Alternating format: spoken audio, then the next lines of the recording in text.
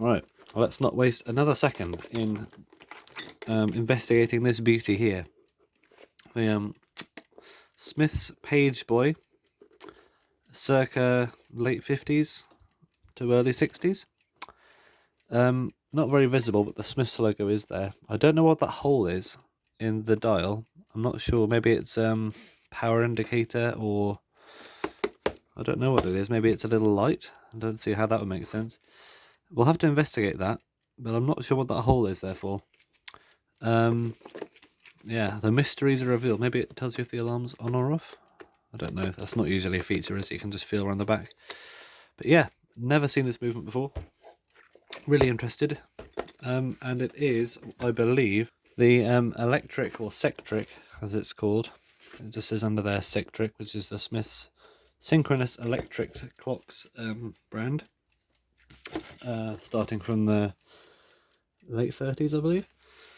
But yeah, I believe it's the electric equivalent of this, and this is the Smith's Gay Dawn. It's got its standard Smith's 30-hour mechanical movement in it. Decent clock, that. I believe that the electric one is probably the original design, and they sort of adapted it. Because, to be honest, no offence to the Gay Dawn here, but I think the electric one looks a bit better and sleeker with its slightly shorter thing. They just raised it up a bit to fit the mechanical movement inside. So put that aside, and they're both in the same catalogue. Yeah, from the late 50s, early 60s. So, the plug's on here. I'm not going to plug it in yet though, because I need to check the connections. That little oval sticker is where the model name would have been. Would have said Pageboy on it, probably. And this came in various colours, I believe black, cream, pink, and white, I think. I'm not sure. I think they've probably gone past their colourful clocks phase. But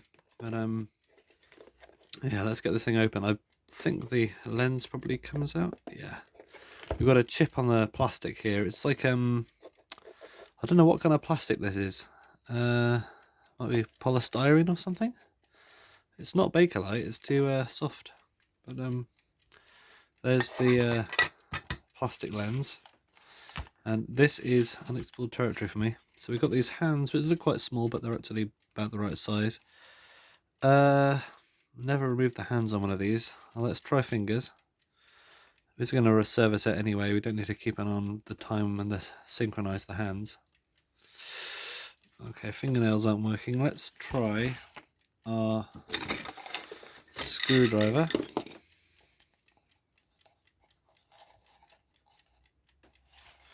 I'll put our trusty dial protector on there and see if we can fit our screwdriver under there.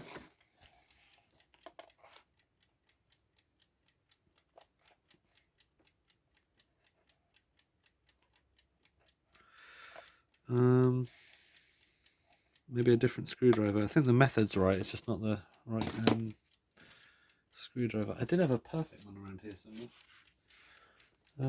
I think this one will have to do. No. Oh yeah, it's coming off. Alright, there is the minute hand. It is a bit of straightening out, but it's thin, probably aluminium. Very thin, maybe brass, I don't know. It's a thin metal, whatever it is. I think a lot of the hands are brass, but this one doesn't have that signature brassy back on it. It might be something else. Put that in that little pot. And now the hour hand, which is often a little bit easier, but oh, there you go. Hour hand came off. Now, there's no alarm hand on here because you set the alarm through this little dial on the back, and that's the time for the alarm. You turn that wheel and it happens like that. So we should be good to pop the dial off. And here might be the moment where we see this movement. I'll take the screws out the back as well. It's sort of held in there. Oh no, the dial looks like it's sort of folded over on there. I'll unscrew it and maybe it'll come out like that. So the moment of truth. All the knobs would go through the case, so we don't need to pull any knobs off quite yet. Hopefully this thing is repairable, because it's a cool clock. A bit beaten up, but it's hard to find them, to be honest. Don't see them every day. Been looking for one for years. There's another model called the Page as well, which I'm also looking for. It's a different shape, but I imagine it's got the same movement in it. Alright, so I'll thread the old thing through there. Zoop. Okay, here is the movement. Oh, interesting. This is kind of more electric than I expected.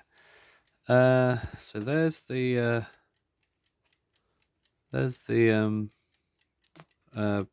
rotor. The whole movement is made of plastic, I believe. Very interesting, and not as serviceable as I thought it might have been. Yeah, it's very sort of plasticky, this. Got wheels there, this parts and stuff that do in there I've never seen before. Got these twisty wire things on.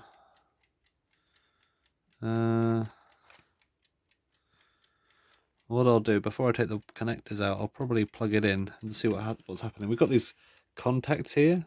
That's probably for the alarm, but it's kind of a bit... We've got this massive resistor on the side. I don't know what this coil's for. Is that for the alarm? Is that a separate coil for the alarm? Probably quite loud. Is there a date code on here? Yeah. QCA. Don't think you can see it from where you are, I'm afraid, but QCA 20271. Is this from 1971? I doubt this is from 1971. Maybe it is, but it'd be very bizarre for them to keep a model going from the late 50s to 71 without any changes. There was quite a few style changes through that era. Maybe it was, I don't know. Oh, okay. That's the back of the dial. It looks like that little hole in the dial is this little spinning thing. It's like a telltale, so you know it's working. Very bizarre.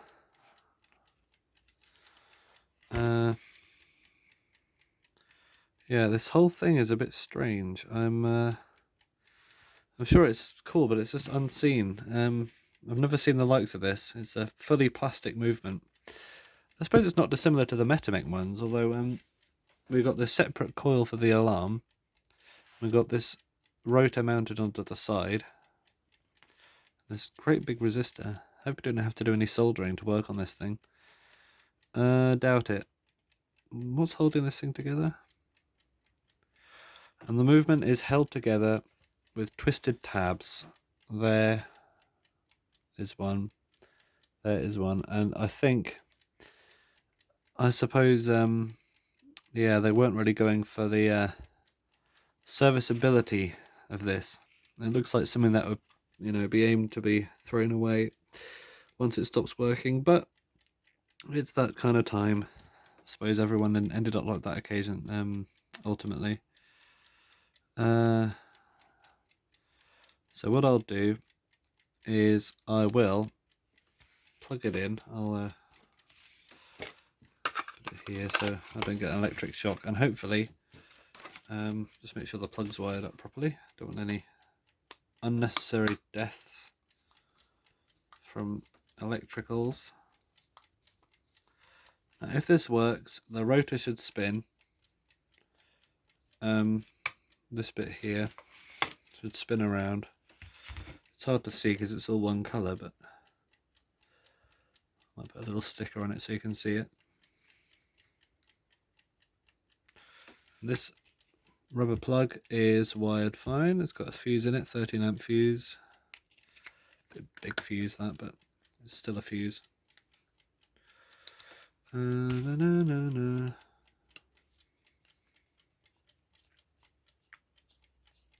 Cord looks good. Seems to be all wired up okay, no stray wires in there. Yeah, first I'm seeing this movement. Maybe it is from 71. I've got no idea. Maybe it's from 1962, from the 202.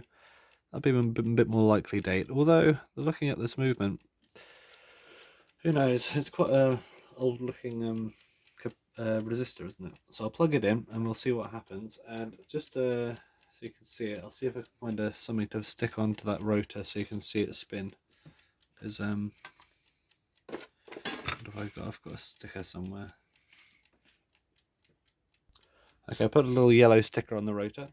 So hopefully that'll spin around when I plug it in. Fingers crossed. Let's not die. Okay, well it's plugged in. Nothing happening. Oh, there's definitely electricity in there. Oh, there we go. Well, it needs a clean and a service, but the rotor works, and that is probably the most reliable thing in here. So what I'll do now is I will test the alarm. So I'll unplug it again so I don't die. So that's unplugged. If there's no power left in here, and I'll just twist the alarm knob. Which direction? Doesn't say, but I assume it's probably clockwise. So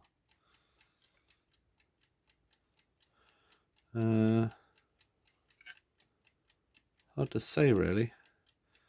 Those contacts up there don't seem to be doing anything depending on what time it is. Maybe that's not how the alarm works. I have to investigate how this alarm works. Ah, there it is. See this move? Like that. That's probably got something to do with it. I don't know. Okay, so the alarm will be on now. Maybe when it's raised up like that. Let's see if that does anything. That seems the most logical time for the alarm to go on. And also with the knob pulled out as well. Ah, that explains what those contacts are for. Okay, let's just check the contacts again then. So I've been looking at how this alarm probably works, and I think what it is it'll go off. So pull the knob out, it'll go off, and then it will keep ringing because it doesn't. The contacts don't open again, no matter what time it is, until you press the button in, and then when you take it out again, they open. So I think what it's doing is, if the alarm goes off, it will never stop ever. Even if it's the complete other half of the day, it will never stop until you press that button in. So you just have to hope, I suppose, that you're not, it's not on when you're away or something. But I'll just test out the contact. So hopefully this should. I press it in to turn it off, and then I pull it out. It's off until the time, which is now. So the contacts close. We should hear a loud buzzing noise. Not that plug, put the right plug in. How about that? And I'll turn it off with this, just to be safe. Okay, well that alarm works, and also the thing starts by itself as well. So I'll still give this a clean. Okay, to touch to see this telltale happen. See, that turns around behind the dial. So what I'll do is I will unplug it. I don't know how sensitive the rotor is to balancing, so we'll put another yellow sticker on it just to balance it out. So I have no idea what kind of tolerances they used on this, and I will reassemble it. Just a final check to see if it's going to start by itself. I'll put it back together, and I'll let it. I'm not let it run as it is, but I'll sort of just make sure it, has the potential to run, so I can properly test the alarm functionality when it's in the case without getting electric shocks. Okay, so it doesn't start by itself this time, but that's okay. We're going to give it a service. I don't know which way it's supposed to turn. Clockwise or anti-clockwise? Clockwise. Okay, so that has potential to work with a bit of cleaning. We know the alarm buzzes, so I'll unplug it again, I'll put it back in the case. Put that through.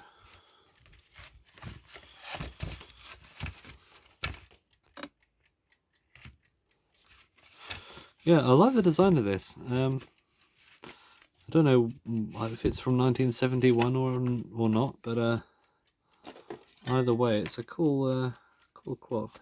It just seems I don't know. This design is from the late 50s. It just seems strange that they'd make them exactly the same way for 15 years. So I'll pop that back. Now you can see the telltale in its place. I'll just test out the alarm. So let's. I presume it'll keep going until it can't. So there, that's the time, is it? I'll pull the button out and we can test it. So that was the alarm time. Pop it back in and then pull it out again. That's the alarm. Okay, so I'll put the thing on at 10:30. It's only a 12-hour alarm on this.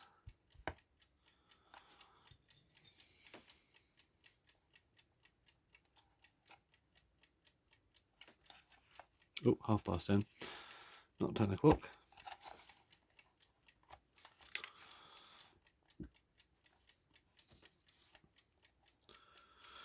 And I'll give this a clean up after I put it back together, don't worry. So hopefully I'll plug it back in.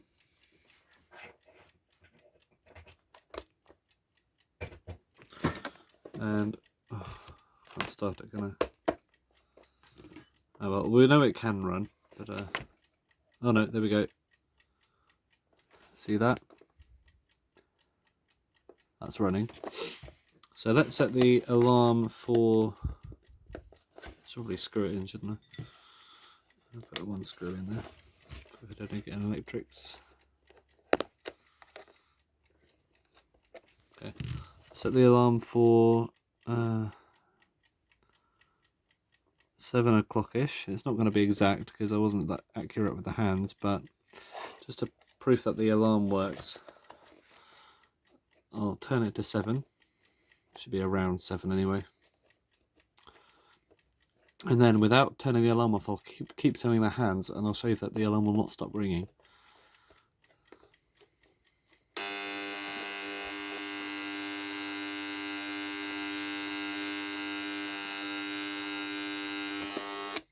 So as you can see, the alarm, it's a reasonable loudness. It'll keep on until you turn it off again. So yeah, it'll be that alarm will be activated for, well, basically every minute of the day if you forget to turn it off or you're away for one day. So make sure if you own this clock, I can't say there'll be that many of you own this clock nowadays, but if you do, just remember not to overlook that. And hopefully in the next video we'll be disassembling this, hopefully correctly, and not make it a one-way thing. Get around those annoying folded tabs, twisted tabs, and should be good to go. Clean it up a bit as well. So thanks for watching. Smith's Pageboy, the plastic-filled nightmare.